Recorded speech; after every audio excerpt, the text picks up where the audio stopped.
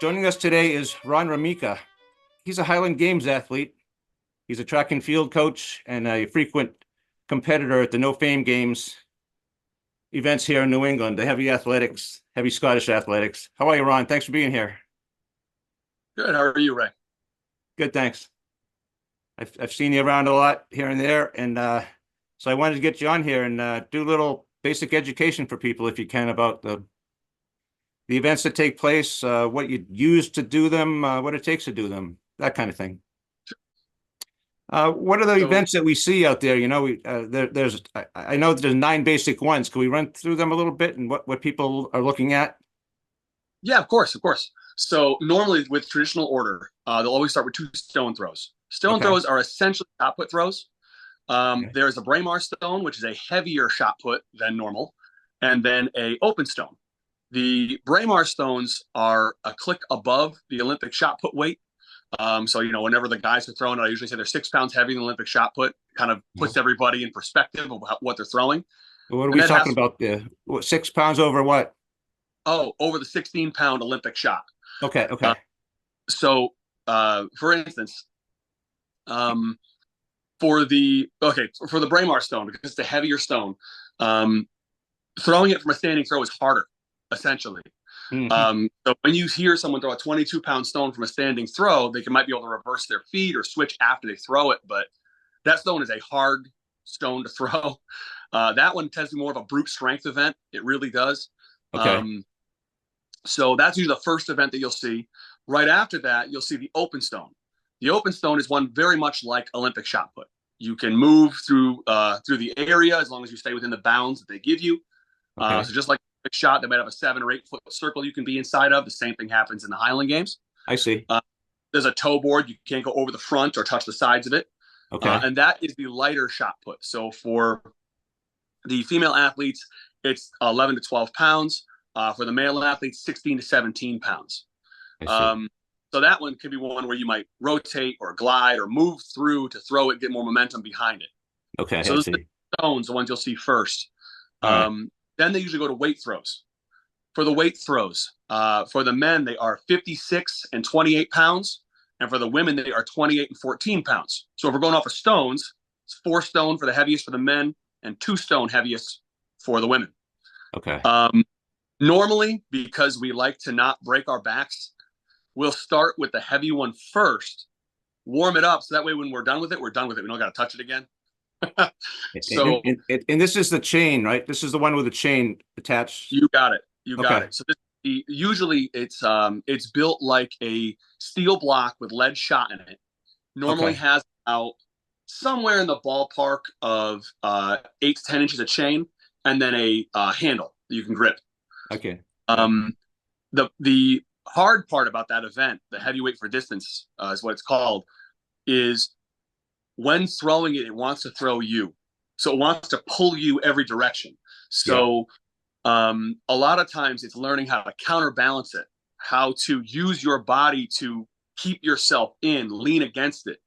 And then after you get those pieces down, then it's how can you accelerate and push that implement. So it's a really hard event to learn. It takes a lot of years. When you Huh. see an athlete who does that event well, they're a Yeah. good thrower. Huh. That is one that tests them. If you see one do that well, they're a good thrower. Okay. Uh, Nice.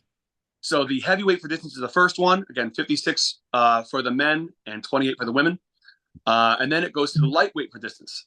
The lightweight for distance is just cut them in half. So 28 for the men, 14 for the women. This one you'll see speed. This one, yes, you have to counterbalance it, but not nearly as much as the one that's double the weight. And Hmm. this one, same length, same size, but half the weight of that implement that you're throwing.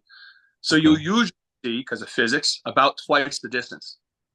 So I'll give you an example. If you see some athlete throwing the 56 for distance and they're throwing about 35 feet, which by the way is a very big throw, they're throwing 35 feet with that 56. Give them the Yeah. 28, usually break about 70. Okay. So Okay. these look the same. If they're laying on the ground, you wouldn't know it till you picked them up. You would know it only because of the size of the ball on the end. Oh, I That see. that Okay. All right. smaller one for the 28. But other than that, they're the same build. So that usually is the first half of the day for the Highland Games. Those are the first 4 events. If Yeah. we can sneak them in and the field is big enough, the next one is normally hammers. Now Hmm. for the we'll talk about the heavy hammer for most of them. Um, All right. there's usually hammer throws. Okay, heavy hammer for the men is 22, and for the women is 16. And then right after that, usually the light hammer, and we'd use the heavy one first, and so we don't have to Okay. touch it anymore.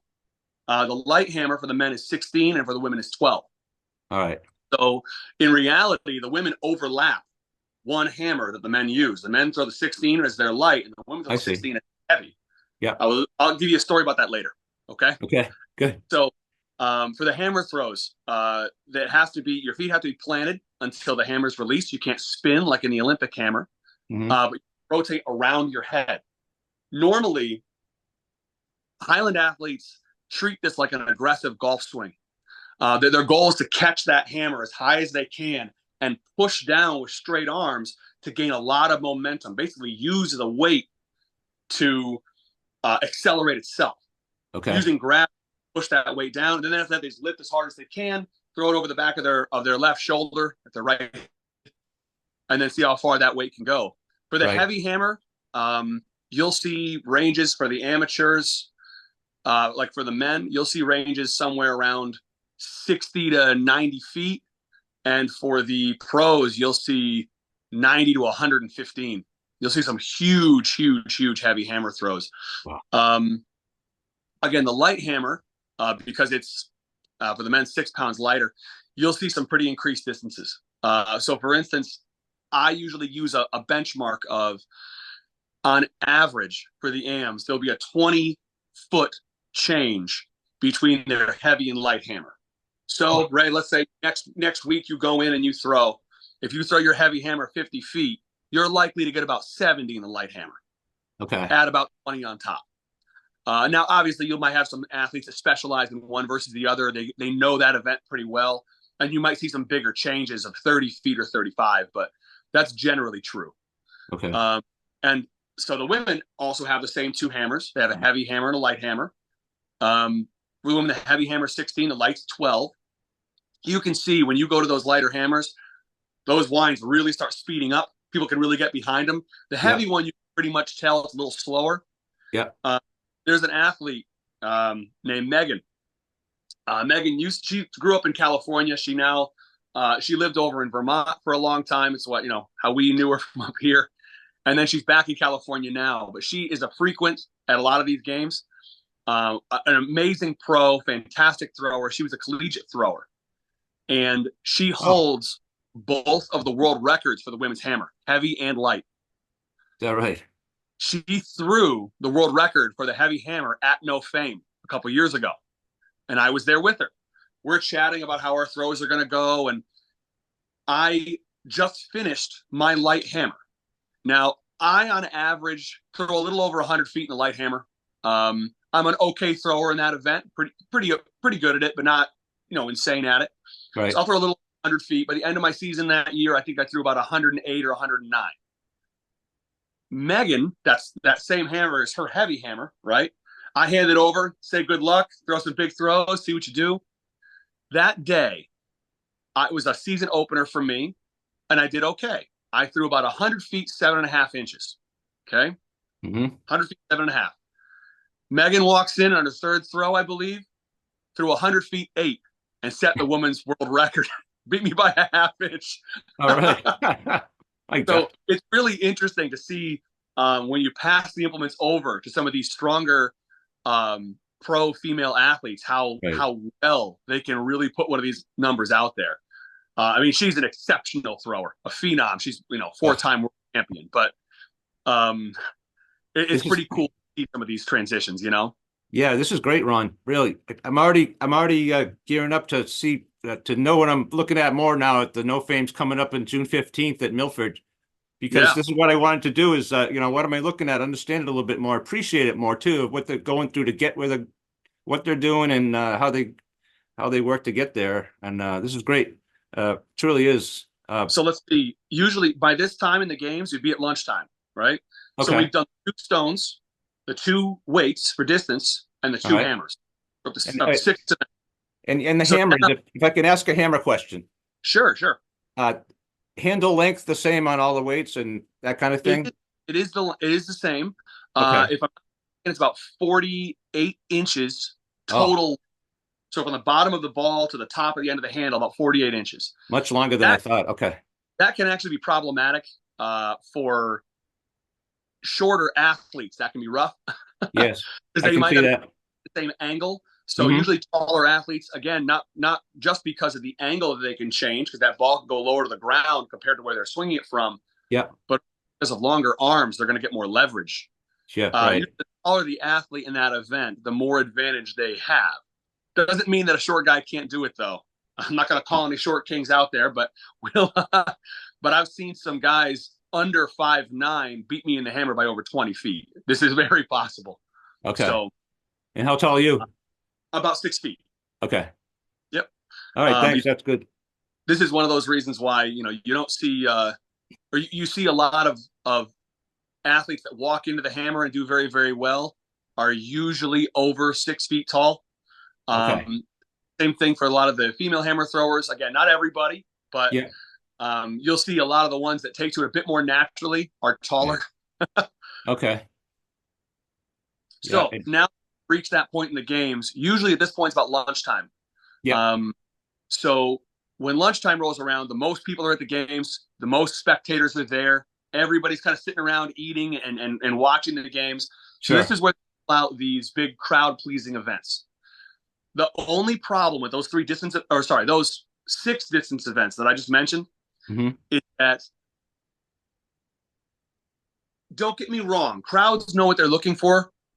However, sometimes when you're looking into a field, 100 feet in the hammer, which is a great throw, looks exactly the same as 115 feet in the hammer, which is an incredibly good throw. So the issue is that distance can kind of get lost. It doesn't look too much different to Sure. someone watching. Right. Again, you see an open stone for one of the female athletes, and they might throw 35, which is a great throw. Hmm. 35 to 40 doesn't look too much different on the field. It's only a 5 foot difference, but Oh, that yeah. might be the distance of an entire athlete's training career. They might work 10 years to get that 5 feet. And again, Right. to the crowd, it looks almost the same. So a lot of times those events are great, but the big crowd pleaser events are the ones that are very easy to recognize and see. The sheaf toss, the weight over the bar, and the caber toss. There you go. It's very easy to cheer and see when an athlete goes over the bar. And that's why it's a Right. fantastic event for pleasing the crowd and getting everybody into it. So Yeah. normally at this point during lunch, they would do the caber. Um, so the cabers, they really do range. And the reason why is because they're not standardized. They're not made. They are cut down. Right. Um, I would say that traditionally, I love cedars the best. Cedars are actually the best Hmm. ones to use for it. The Is that right? reason why, because they have a nice taper from top to the bottom. They're always thicker at one end, thinner at the other. Yeah. When you get some other trees, like you get a hickory, hickories are very strong, but they wobble if they're thin because they're very, very heavy. So they don't have to be thinner if we're going to get them.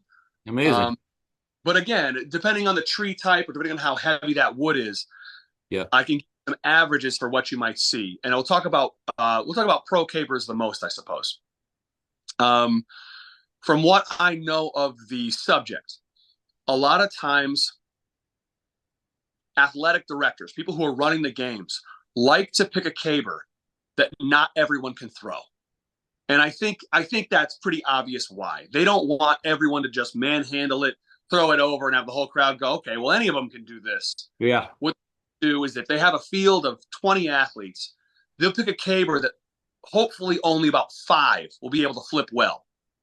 That means if 5 can do it well, the ones that are a little bit not quite as good at the event or not quite as strong might get good attempts and maybe almost get it over. And there Yep. might be about 10 that really just can't get that caber moving or get it flipped. Right. That gives the crowd a nice show. It gives the athletes a good challenge. And that's usually where they try to land it. If the cabers are a little lighter, you'll often see what's called a challenge caber. So they'll have a pro caber sitting nearby for the amateurs. And if Yeah. all the amateurs flip it, they say, hey, everybody who flipped it, go again. Get Mm. another attempt and get a mark on the board with a higher one. Right. Now, how caber is normally scored. there'll be a side judge and a back judge. The side judge is watching the angle the caber is flipped to if it doesn't go over, and Okay. the back judge is finding where it falls on an analog clock if it flips. Uh-huh. So, for instance, let's just say the caber is extraordinarily heavy and the first 10 athletes don't flip it. They all get it somewhere between 25 and 75 degrees up, but it never actually goes over. All those are easily ranked. It means if you get 75, you're a better score than if you get 45. Very simple. Okay. If one person flips it, they're automatically in the lead. So any flip will trump an angle. Okay. And then after that, then it goes down to how it landed on the flip. Perfectly forward on the landing is a midnight's perfect score, like getting a strike in bowling. Okay. And then every degree outward that caber might land, a little over to your right, a little over to your left, might be called 1155, 1145, 1130, 130, right, and so on and so on. So it's just degree markers or times from midnight. So for those, again, same thing, the best or the most accurate throw would trump any other throw. So let me give you an example. You see athletes out there and a bunch of get angles. Great. You see some better athletes walk in, and then a couple of them get flips. Let's say both those athletes one gets at 11 o'clock, one gets at 1 o'clock. At this point, they're tied. Same exact angle in the middle. So I see. Yeah. Tied. Then one athlete comes in, throws midnight. They're automatically in the lead. Second throws go through, and let's say everyone repeats their exact same throw. Right now, because that last athlete has 2 midnights, they're in the lead with 2 strikes out of 3 frames in bowling. So that means even if somebody else bowls a strike, they still win. Okay. So it comes down to the number of high throws they have. And then even in that example, in that vein, let's just say you have an athlete who throws 3 1145s in a row. Okay. Right. So they get 3 almost perfect scores. They're definitely in the lead at this point. If you have an athlete who just threw 2 angles or couldn't get the caber up, and their third one, they happen to throw a midnight, they win. So it always comes down to the best throw would trump any other throw. Wow, interesting. It's a very, very fun event to watch in that one regard, because sometimes athletes will trade back and forth. I've even had at Scotland, Connecticut last year, I was one of the only amateurs to flip the caber. A lot of the medals you see up top are from caber toss from Scotland. So it's one of my better events. Just for the lack of a better way of saying it, it took me a long time to get good at it, and finally I am. With years, I suppose. Right. So that event I normally do at least fairly well. I believe the caber we were using was somewhere around the ballpark of about 19 feet, maybe just under 100 pounds. We'll call it 90 pounds. Okay. That is a decent amateur caber, one that's pretty average. We'll talk about some weights in a second. Sure. In that meet, I had gotten 2 midnights. So I'd thrown 2 midnights and had 2 perfect throws. Right. Because of that, and because no one else had gotten a midnight yet, I looked at the AD and said, well, that means I win, right? And he goes, yeah. And I said, okay. And he goes, are you going to take a third throw for the crowd? And I said, sure. And I asked him, because I didn't want to be rude. I was like, would you mind if I put a little show on then? And he goes, yeah, that's fine. Do what you can. Make them happy, you know? Yeah.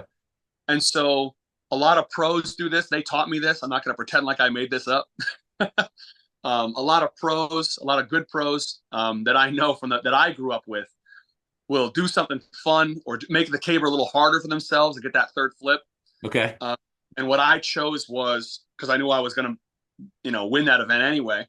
I picked the caber, walked it forward about 5 feet, turned around, walked it back toward the crowd 5 feet, turned around again, walked it forward, then flipped it. Still got an 1130.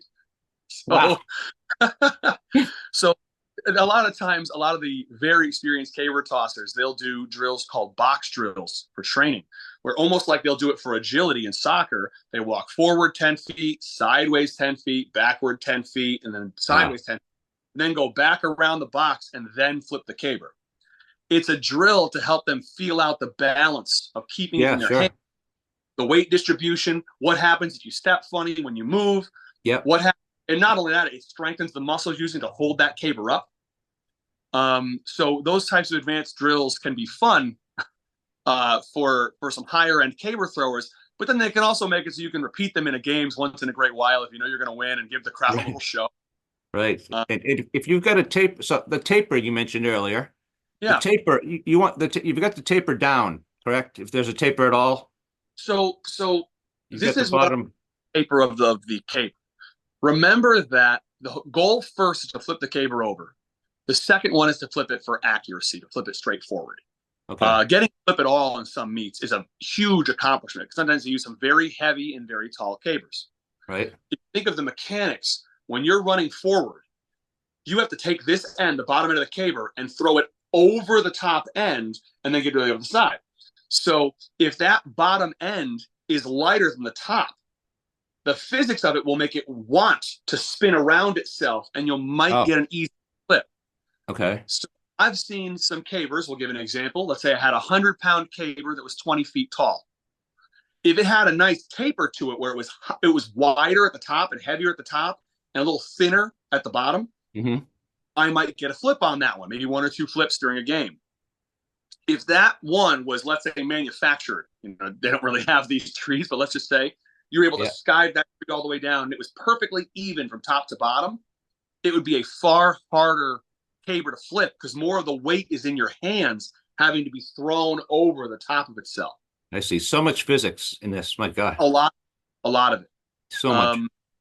The thing that I usually tell people, and I can't take credit for this, one of the world champions, Dan McKim, is usually one of the guys that talks about this the most. He actually is the record holder in the men's light hammer. Again, remember I told you about some earlier throws. Yeah. That I was, good hammer throw for an amateur might be 100 feet or maybe even up to 150, 120 for the light hammer. Dan, back in 2014, threw 157 feet. Absolutely out of this world. So he was a fantastic caber tosser as well. Always was. And he used to talk about how to hold the caber. A lot of times he would talk about holding it high. So not letting it stretch your arms down all the way down like you're holding it, like let's say in a photo on one of our t-shirts, but higher up. And what that allowed was when you walked into the caber, you had more leverage against it when you were pulling. Usually, one of the biggest things that you'll see in a games is you'll see athletes make two large mistakes. Okay. And this is what you can watch for when you go to a games and look at the caber toss. Why weren't they getting the flip that another athlete was getting? One chance is they don't have the balance, they couldn't get it in their hands, or they're just not strong enough. Those are possibilities. Yeah. Let's just have the balance, they can get it in their hands and they're strong enough. Why didn't they get the flip? 9 times out of 10, what happens either A, they let that caber come from here and they dropped it down toward their waist, they lost leverage. So by the time they were pulling with straight arms, which might not have the same mechanical advantage as pulling with bent arms might have. That makes sense, yeah. The second one is, remember that caber, the goal is to get the top end moving. When the top end moves, that's the point you're trying to flip the bottom end over. So if you can get that thing running, which is the athletes do, they'll run across the field with that caber moving, the top end will sort of tilt in front of them. Sure. As soon as that happens, the athlete plants so they can pull it as hard as they can. They throw it up over themselves. If that caber leaves your shoulder an inch or two, by the time you stop, it's going to continue. So it'll be 3 or 4 inches or even 1.5 feet off your shoulder. So when you pull it, you'll have a decent chance at getting it to the right spot and flipping it over. If you wait, a lot of athletes, especially a lot of the newer ones, will wait till that caber gets further out because they feel like it needs to be further out for me to pull it. Yeah. But then they stop. Then the caber's down here. So when they pull it, they just rocket it into the ground and they can't really get the flip. Okay. So a lot of our clinics that we'll run for NoFameGames will teach hold the caber high and pull it way sooner than you think is appropriate. Oh, right. Because if you just going to fall into the ground every time. Right. So when you go to the games and you watch how these athletes, especially these strong ones, these strong pros, these strong female pros that you'll see there on the 16th, when you go through you'll see them pull that caber. It'll be just barely off their shoulder, and then all of a sudden they're planting their feet. So they'll get it moving, and as soon as it leaves their shoulder, they're pulling it. Okay. And that's to allow for that momentum to get them in the right spot. It's a big timing thing that I think took me, oh man, if I even know it now, I'd be lucky, but it probably took me 6-7 years to really get down. Right. We're at 7 events. We're just past lunch. Usually now there's the 2 height events, last 2. Okay. One is the weight over bar. Weight over bar is for the men is a 56 pound. For the women, it's 28. Same as the weight for distance. The difference is they use the same weights. All they do is they shrink the chain link down to 1 link. Oh, is that right? Yeah. So they'll take the exact same implement and they'll just put another D ring on it so that it can be held against it. So it's usually the weight, 1 chain link or 1 D ring, and then the handle. Oh, gotcha. So it's the same weight, shorter implement. The shortness makes it so you can scrape it lower to the ground as they're swinging it to get it over the bar. But normally this event is actually scored just like high jump in track and field, just like pole vault in track and field. Oh, okay. You pick the height you start at. The risk there is if you miss, you're out and you get a 0. So you lose the entire event. If you picked too high to start, you would essentially you could cut yourself off at the ankles. However, wow, if you pick too high, or sorry, if you pick too low, usually you'll take an attempt at every height they offer. So if you're a 15-foot weight over bar throw and you come in at 10, you're going to go 10, 11, 12, 13, 14, 15. And then your goal might be to hit 16 feet that day, try for a personal record. Well, you've already now taken 5 throws that are heavy against your back. I was going to say, you're going to wear yourself out, right? Yeah, you tire yourself out. Yeah. So usually most athletes, especially the advanced ones, is they'll do an off day of weight over bar for practice, and they'll set the height at their opening height, the desired opener, and just hit it 10 times that day. Just to guarantee that even on their worst day of any practice, they'll get that height and then can take shots at the higher. I see. Athletes normally, if I had to give an example, will usually set that height for an average amateur around 2 to 3 feet under their personal record. So for instance, if you're an athlete who throws 14 feet in the weight over bar and you want to take shots at 14.6 or 15, if you're having a good, you might come at 12 feet and take easily 12, do 13, and then get 14. It's a good day. And after that, shots at 15 and not be completely tired out. That's generally how you'll see it done. I have seen some female athletes do this because they might be very, very, very good in comparison to their peers. Where their peers might be throwing 15 or 16 feet, they might throw 19. So I've seen them just take a 15, a 17, and then just go straight to 19. The games, if you're the last 1 or 2 people in, you can choose your last heights. Right, a little luxury there. So the last thing to know about is, if you're a spectator, is that the last risk of starting in low on the weight over bar is misses count if you tie. Example, let's just say you and me are both throwing weight over bar. We both start at 12 feet. Okay? We both make 12. We go to 13. We both make 13. Both go to 14. Both make 14. And then we both miss all 3 attempts at 15. Theoretically, we would tie. Right. However, if I missed a throw at 13 feet, took me 2 attempts, you would win. Because I had 1 less throw. Correct. You had like 1 a par less or something. Exactly. So you can watch for those misses. Sometimes you see an athlete grimace if they miss a height. You go, oh, don't worry, you'll hit it. But the problem is they might be thinking that their person they're competing against will hit the exact same heights as them, and they might have just cost themselves that match. Right. By being 1 throw over. Yep. Yeah. So that's the weight over bar. This is so great, Ron. This is so great. I'm very happy with our talk here.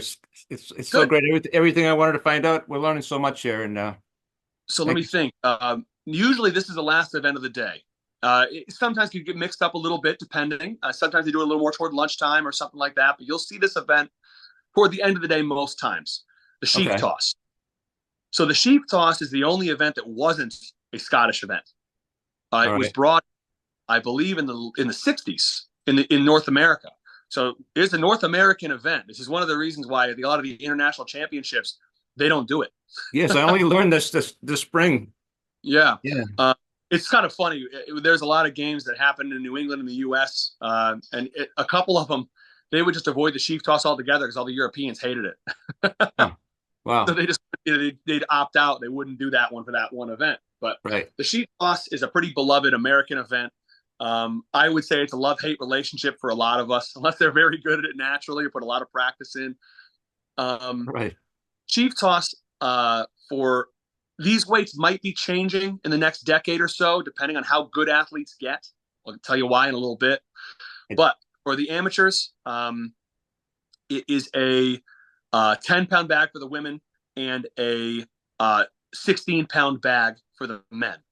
The bag itself is thrown off the end of a pitchfork, similar to like any kind of hay pitchfork that you buy at Tractor Supply. Normally Right. a 2-3-pronged fork. Okay. And the bag is usually made of burlap. So it's a burlap sack Mm-hmm. thrown up and normally either full of sometimes these rubberized wood chips. Those ones I don't really like. Most times baler twine. So if you ever grew up on a farm, they've got Sure. all your pieces there. They've got burlap sacks that they had sawdust in or anything like that or feed. Right. They have the baler twine you wrap around the hay bales, Yeah. the square bale, and the pitchfork you throw it off of. Nice. And This throw, you're throwing it in the barn. You're throwing the hay in the barn. essentially, yes, throw it in the upper loft of the barn. Exactly. The same thing. It looks like a field goal. And again, the same rules as weight over bar. You Okay. pick your height up. Normally, they'll take 3-foot jumps or 2-foot jumps at most of these games. And the last standing wins. Nice. If people tie, it goes to misses and goes from there. Yeah. That event has actually gotten pretty incredible in terms of athletes throwing it in the last few years. I believe the amateur world record is something like 38 feet up for the men. Really? And yeah, it could be up to 34, I believe, for the women. So it's really, really, really high up there. And because of that, they're debating moving the weight up to 20 pounds like the pros throw to limit the amateur athletes from throwing so high. Yeah. Just because if you're throwing that high, that means an athletic director has to bring standards that go that high. Okay. And that can be very difficult to transport. I see. So Oh, yes. years, but for right now, you'll see some 16-pound sheaf tosses and some 10-pound sheaf tosses, and for the pros, a little bit more. Right. And that's essentially it. Those are the 9 events that you'll see at the games. Do you have any other questions for me? Are you going to be at the NoFameGames at Milford? This year, yes, I will. I competed all the last years as well. Unfortunately, this year I'm taking a gap year. My upper body's strong, but my knee is not. Right. So I'm getting that checked out. And then, this is my first year in 13 years I won't be throwing, but I'll be there to help officiate. I think I'll be running one of the classes and helping judge. And I'll be there on the 16th and again for the Fort Games on the 29th. Right. So it should be a great day. You're going to see some incredible pro athletes. As I said, in the past years, we had multiple world records set. Yes. Which is an incredible sight to see. So it's a really great games to make it to if you can. Right in Milford, right in Little Milford, Massachusetts, everybody, June 15th. That's right. And $10 a piece adults, $20 total for a family unit. And don't forget food there and environment. Yes. Eat some great things. You'll be able to eat some good food. Right. The Highlander event, they're going to have a truck pull, 9 teams of 6 people. They're going to pull a fire truck, I think, or a tow truck. I'm going to keep you updated on that. As soon as I find out what that thing is, I'm going to get a photo of it or something, and we'll talk about it before it happens, I hope. It hasn't happened yet. Pretty incredible. It's going to be an attempt to pull a truck. That's right. So we'll see what happens, folks. Don't miss this. June 15th in Milford, Massachusetts, Pino Field. I want to thank you for being here, Ron Ramika. Hey, no problem. No problem. And I'll see you guys up there in Mass on the 15th. All righty, everyone. Take care now. Yep. Touch not, everyone.